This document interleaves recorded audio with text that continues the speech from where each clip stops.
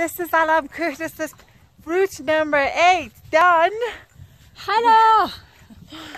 This is one of the most impressive peaks in Iran. It is 4,850 meters, and this north face here has some pretty cool routes, but there's been an accident today, and you might be able to see there was huge rock falls, and a rock had hit 2 climbers. One of them had died and one was helicoptered out, so it's all quiet now. All the teams have left. Anyway, we're here, we've made it, we're tired, really tired.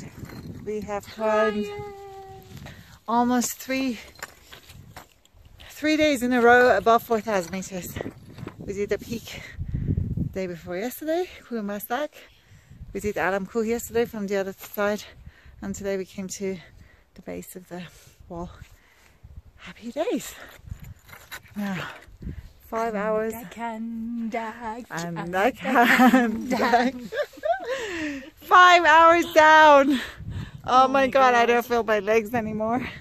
But looking forward to food and rest and being horizontal. Yeah, feet. Oh my God. I'm tired. Tired.